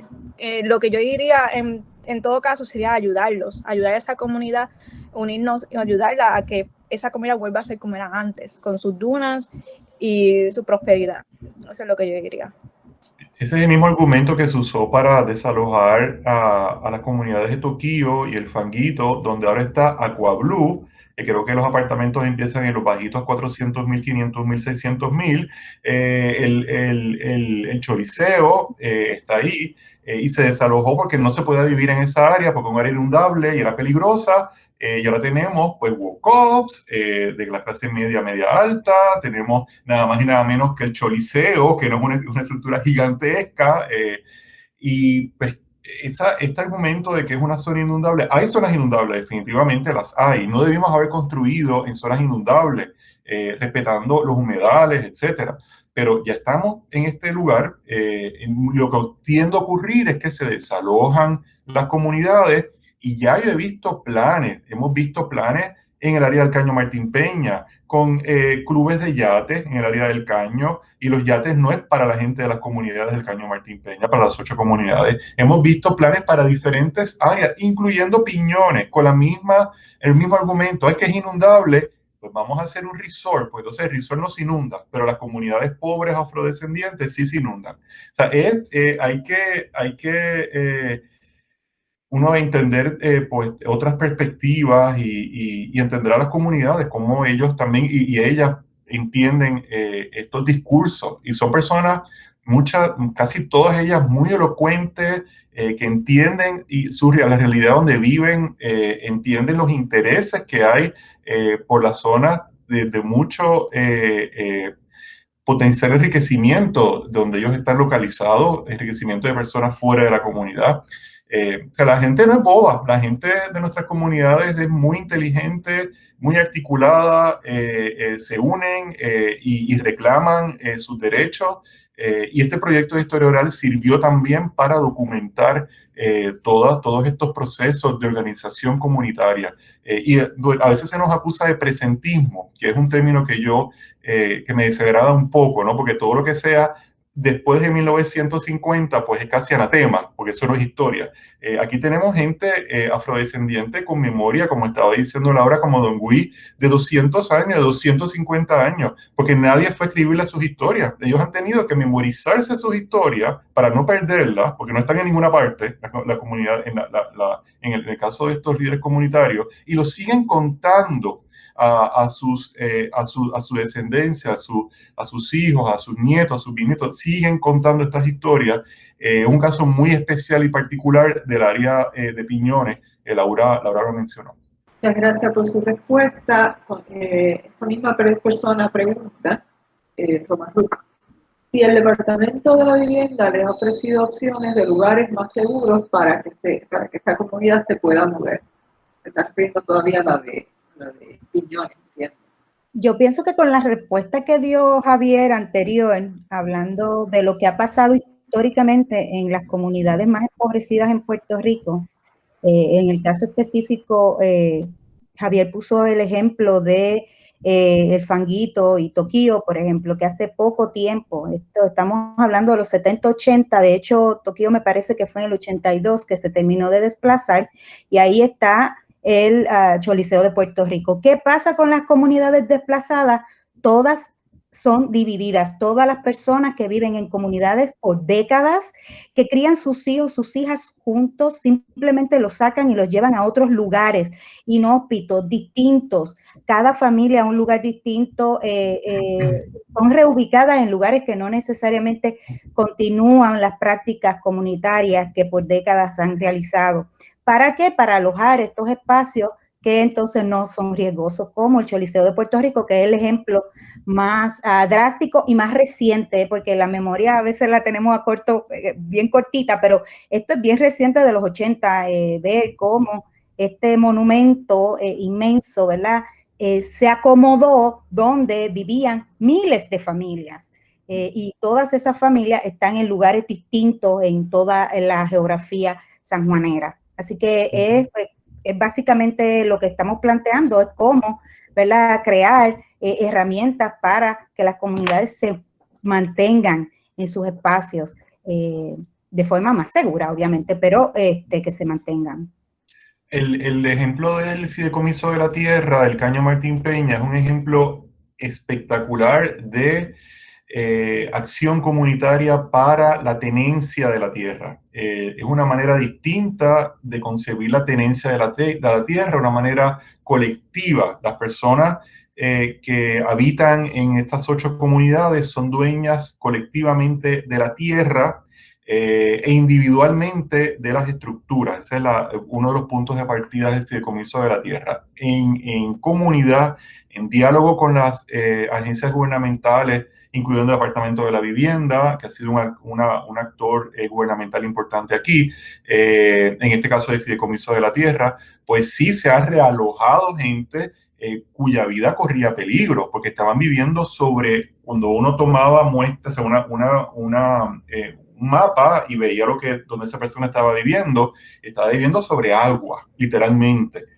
Fue por parte de todos estos procesos atropellados de industrialización de Puerto Rico, como estaba mencionando Ruth anteriormente, intentos fallidos de industrialización de la isla. Así que ese modelo que tuvo como enemigo al alcalde Santini, al gobernador me parece que Fortuño, demandó e intentó disolver el fideicomiso de la tierra del Caño Martín Peña, se le acusó de un sistema socialista, cuando en Estados Unidos, no sé qué duda puede haber de que Estados Unidos sea un país comunista, ¿verdad? Pero hay más de 150 fideicomisos de la tierra, siguiendo el modelo que está en el Caño Martín Peña, no era el único que ocurría, sino que hay 150 aproximadamente fideicomisos de la tierra similares en Estados Unidos continental. Así que se logró salvar el fideicomiso de la tierra y sigue siendo un modelo ejemplar de tenencia de la tierra, de la gente asegurar que tiene un espacio digno donde vivir.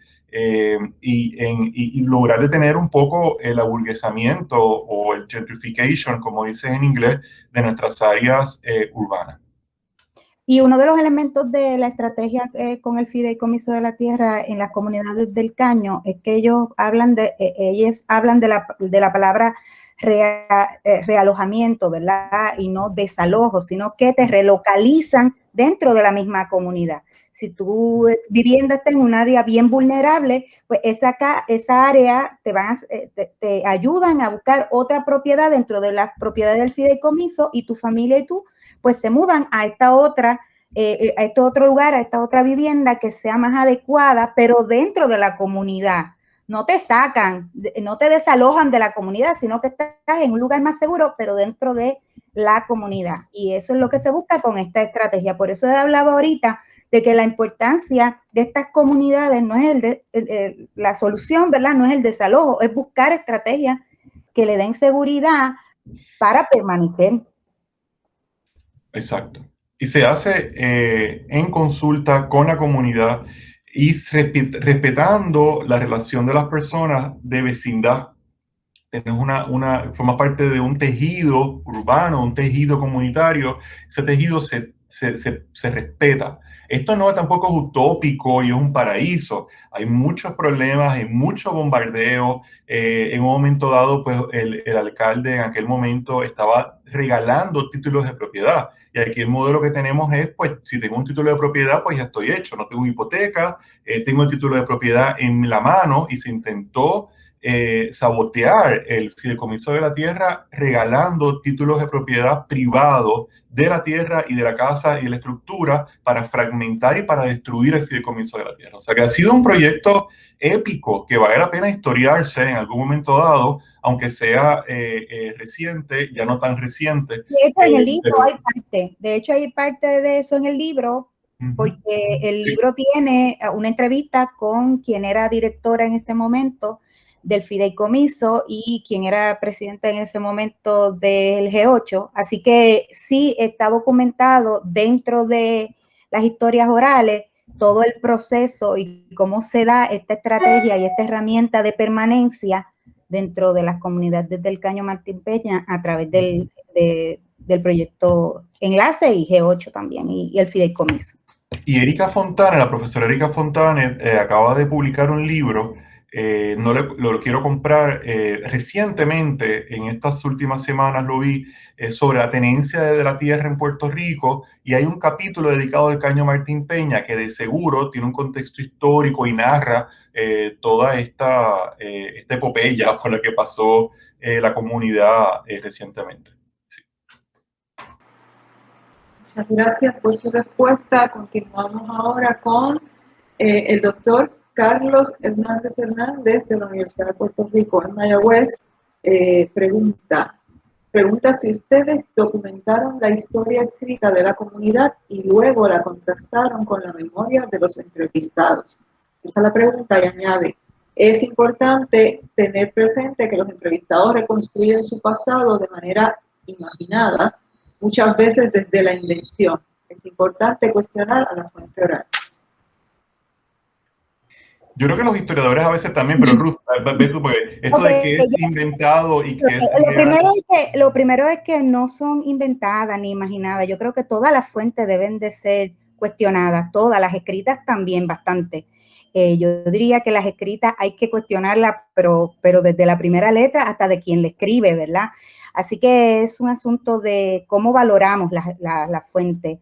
En el caso de la historia oral, yo valoro la historia oral y valoro las narrativas, las voces de las personas, tanto como un pedazo de papel, porque el pedazo de papel también fue escrito por una persona. Así que entiendo que la idea de que son imaginadas o son inventadas las historias, pues pienso que le quita valor a las experiencias de vida, y jamás yo cuestionaría la experiencia de nadie.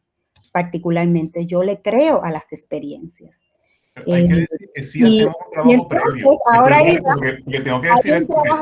Cuando hablábamos de que nosotros, las personas que hicimos las entrevistas, que somos las 4 personas que estamos aquí, las que hicimos todas las entrevistas, nos preparábamos antes, leíamos mucho sobre las comunidades, sobre las historias de las comunidades, y así podíamos contrastar en el momento de hacer las entrevistas sobre lo que nos contaban, pero validando la experiencia siempre de las personas que entrevistábamos, respetándolas.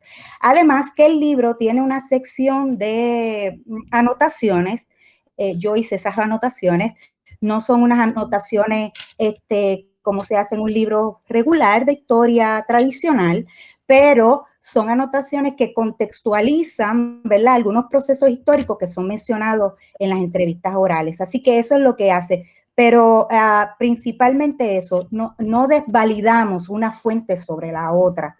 Las respetamos igual y las cuestionamos igual, pero al final de cuentas, la valoración y el entendimiento de las experiencias para nosotros fue esencial en este texto. ¿Podría comentar algo? Añadiendo a lo que Ruth dijo, pues nosotros somos historiadores y nosotras y nosotros, así que hicimos trabajo de archivo regular, buscamos no solamente trabajo de archivo, fotografías, fotos aéreas, para ver cómo esas zonas habían cambiado a través de los años, a través de las décadas, y adicional a estas fuentes así más tradicionales, en mi caso, y yo sé que algunas de las compañeras también, tuvimos apoyo de fuentes científicas en cuestión del medio ambiente. Así que para mí fue súper interesante que en una historia oral una persona me dijera que en esta área antes no habían bosques, antes lo que había era agricultura, y después de un botánico decirme, mira, Raiza, estos bosques son secundarios o estos bosques son nuevos, porque si ves la evidencia de las plantas, esto te dice que estos bosques son recientes. Así que va a ser súper interesante que vamos a tener diferentes formas de evidenciar, si se quiere, lo que las personas nos estaban diciendo. Y ese no era, o sea, yo no estaba haciendo, y no creo que ninguno de nosotros estaban haciendo esas entrevistas diciendo, déjame ver dónde esta persona falla, vamos a tratar de buscar dónde las evidencias no cuadran. Esa no fue la misión de ninguno de nosotros. Pero a través del grupo interdisciplinario pudimos corroborar que lo que nos están diciendo la gente fue lo que pasó en la mayor parte de los casos. Y no solo eso, cuando lees el libro vas a ver que las historias son sumamente similares en cuanto a lo que las personas están diciendo. En cuanto a cuando yo le preguntaba a las personas, mira, ¿por qué este sector se llama Las Curías? Yo no conseguí ningún libro que me dijera por qué ese sector se llamaba Las Curías. La gente me dice, mira, yo creo que era pues porque aquí se sembraba este tipo de plantas. Y de 10 entrevistas, que 7 personas me hayan dicho más o menos lo mismo, y no tener otro tipo de fuente que se haya escrito antes sobre el tema, pues mira, esta es una fuente sumamente valiosa para comenzar a narrar esas historias. Adicional a esto, hay comunidades en que no se había hecho historia como tal antes, así que como es diferente el proceso, pero creo que debemos partir de, como dijo Ruth, de valorizar lo que las personas nos están diciendo y no ir así con una lupa para ver dónde estás fallando y dónde nos estás mintiendo. No creo que eso sea la mejor estrategia para este tipo de proyectos, cuando las fuentes tradicionales también tienen muchísimos problemas. A mí me han citado mal en la prensa. Yo, cuando era director del estuario y antes de eso era director de un programa de reciclaje, y yo sé que nosotros usamos los periódicos todo el tiempo, en los historiadores y las historiadoras, y hay citas mal, que si haces una historia de un problema ambiental citándome a mí, me van a citar mal. Y me han citado opuestos, sobre todo en Puerto Rico. A veces las personas en el periodismo tienen tanto trabajo, les mandan a hacer 10 asignaciones en un día, no tienen recursos, y cubren a veces las historias que les toca un poco, son equívocas. Así que todo eso hay que tomarlo en cuenta también. A veces las fuentes escritas tampoco, a veces fallan, definitivamente. Entonces la historia oral tiene la ventaja que no es solamente un documento escrito, como estábamos, las compañeras Ruth y Raiza estaban diciendo, tiene 10 personas, 8 personas, 7, que se corroboran entre ellas mismas las historias que están narrando. Entonces también tenemos el contexto de los archivos y de los mapas, las fuentes científicas también, de las ciencias tradicionales, naturales y sociales. O sea que fue este tipo de trabajo ambiental interdisciplinario, pues toma en cuenta muchos componentes distintos. Si me permiten hacer una aclaración rápida. Cuando yo hablo de invención, yo me refiero al sentido de la épica. Cuando hablamos que desde la historia con H mayúscula, los que cuentan la historia, los que hacen la historia, inventan la historia y ponen la historia basada en su experiencia particular, como decía el viejo Marx, desde su perspectiva de clase, ¿verdad? En el caso de los entrevistados, pues muchas veces hay un texto hermoso que se titula Ecología, Pasos hacia la ecología de la mente, de un señor que se llama Gregory Bateson, y él habla de los marcadores de contexto.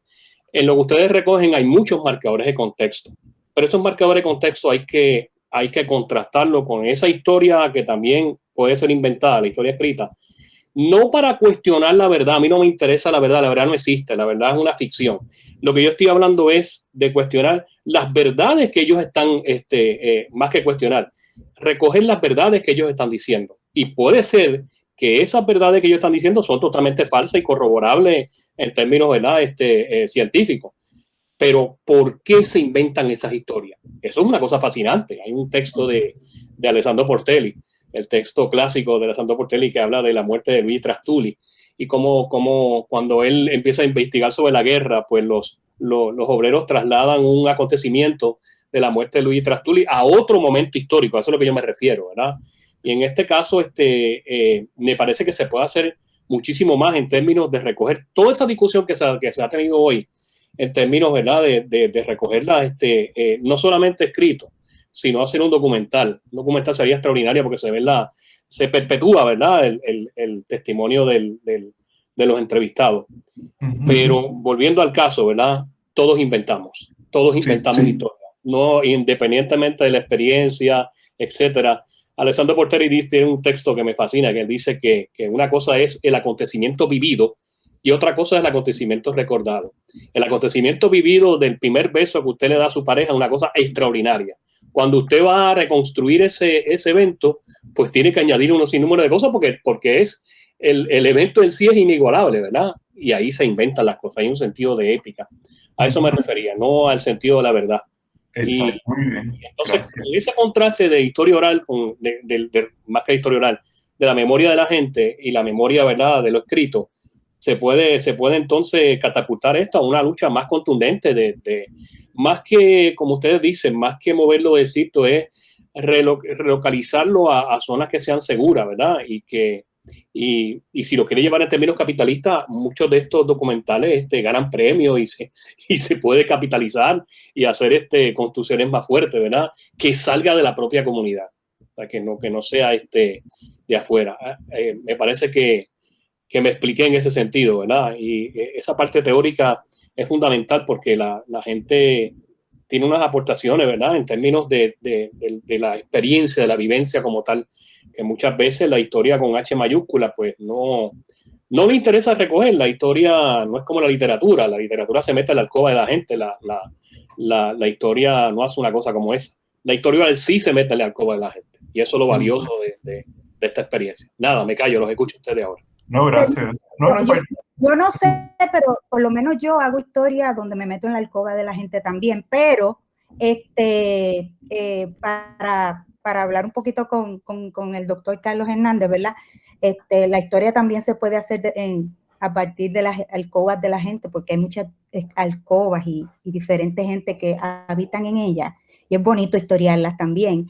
Pero de igual forma, quería decirle que cuando el proyecto que hicimos, ¿verdad? El que se publicó, no busca hacer la historia de todas las comunidades, y es algo importante que se sepa. Busca validar las experiencias de las personas, de las voces, por eso se llama Voces Estuarinas, de cuál ha sido esa experiencia de vida junto a la Laguna de Condado, justo al lado del Caño Martín Peña. ¿Cómo ha cambiado eso? De eso se trata el proyecto, al final de cuentas. Es la experiencia de esa gente que estamos trabajando. Por eso le decía, ¿verdad?, que en el texto escrito hay notas al calce, que una de las cosas que Raiza y Javier y yo habíamos hablado, ¿verdad?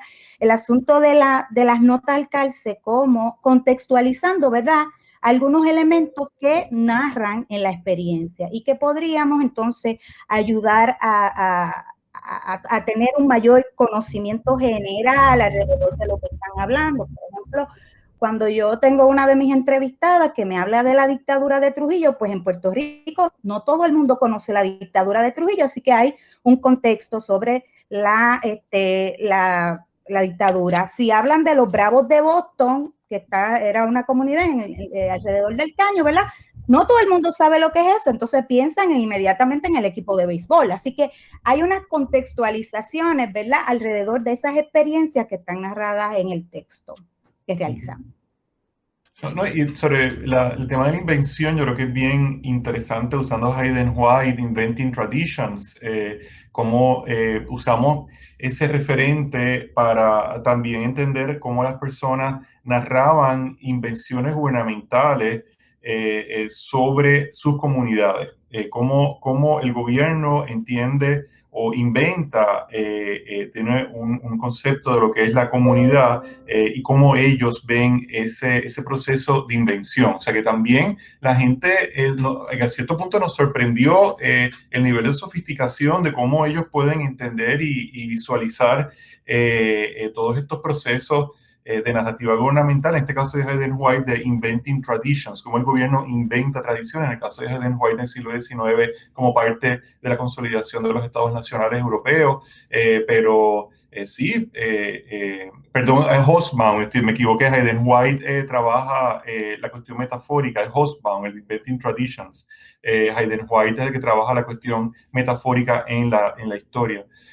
Pero sí, todo eso lo tomamos en cuenta y forma parte del proceso, que no es perfecto, hay que seguir ampliando y trabajándolo como parte de los proyectos futuros que tengamos. Y ustedes nos han dado muchas ideas con todo esto de la participación de la cartografía participativa como un elemento adicional también, y continuar toda esta discusión teórica. Yo creo que es importante incluirla. Muy bien, vamos entonces a la última pregunta. Está a cargo de Teresa López. Dice, ¿se ha contemplado hacer actividades que promuevan la narrativa, contar, de esas historias orales en lugar de solo escribirlas? Sí, hemos tenido proyectos de literatura ya. Este proyecto es que es un proyecto bien amplio, el proyecto de programa del estuario, son 28 programas a nivel de todo Estados Unidos. En el caso del de Puerto Rico ha habido desde música, no tan solo música, incluyendo música clásica, con músicos de la Sinfónica, que hemos ido a las diferentes comunidades del Caño y otras comunidades también a trabajar la música clásica con estudiantes. Me acuerdo, también literatura, para entrar ya en este caso en específico. En el caso de la música fue bien interesante cuando venían los y las músicas de la Sinfónica. Todos los estudiantes se portaban maravillosamente bien. Entonces le dijimos a la persona que coordinaba estos talleres de música clásica, mira, no tienen todos que ser estudiantes y modelos. O sea, podemos tener niños y niñas que, en este caso niñas, es importante también que tengan algún tipo de reto, de disciplina, etcétera. No todos tienen que ser modelos. Me dicen, todas las clases hasta ahora han sido los niños con peor disciplina, lo que hemos tenido y por eso quisimos exponerlos a esta experiencia, a ver cómo reaccionaban. O sea y era la ilusión de estos estudiantes al entrar en este espacio distinto, una música que no necesariamente conocían. Yo creo que en muchos casos les cambió la vida. Algunos de ellos, de estos niños y niñas, ahora están trabajando el tema de la música desde otra perspectiva. Fue bien interesante ese proceso. También ha habido talleres de poesía, de cuentos, metido a la persona en bote, en las embarcaciones. Cuando, de nuevo, como este divorcio con el entorno hídrico de la ciudad, con los cuerpos de agua urbanos, llevar a estas personas a la Laguna San José, Los Corozos, que no se ve, al Canal Suárez, Torrecilla, en un bote, escribir poesía y cuentos con una persona que facilita, casi siempre son escritores que facilitan estos talleres desde el agua, desde un bote. Es una experiencia única y el producto ha sido impresionante en este caso. También se ha hecho murales en diferentes lugares, jardines urbanos, pero sí, el área de la literatura ha estado bien presente también en el proyecto. Y es importante aclarar que, por ejemplo, las entrevistas del Caño Martín Peña fueron exhibidas en las voces, ¿verdad? Las voces, los sonidos, fueron exhibidas en el programa del Estuario de la Bahía de San Juan cuando salió el proyecto. Y me parece que tienen un plan, ¿verdad? De tener un archivo, ¿verdad? Sonoro de esas entrevistas, de todas, incluyendo las que hicieron Laura y Raiza y Javier, así que van a estar todas recopiladas y eventualmente las pondrán. De igual forma, la Inter tiene el primer proyecto que se hizo de historia oral con el Caño Martín Peña. La Inter tiene un archivo con todas esas entrevistas, que son entrevistas donde la mayoría de las personas ya no están, pero es genial ese archivo sonoro con todas esas voces contando sus experiencias en la comunidad alrededor del Caño y el origen de las comunidades. O sea, estamos hablando de memorias de los 30, 40, 50, 60, 70, que vale la pena darle una caminadita por ahí cuando puedan. Entren, está abierto, es el proyecto del Caño Martín Peña de la Inter,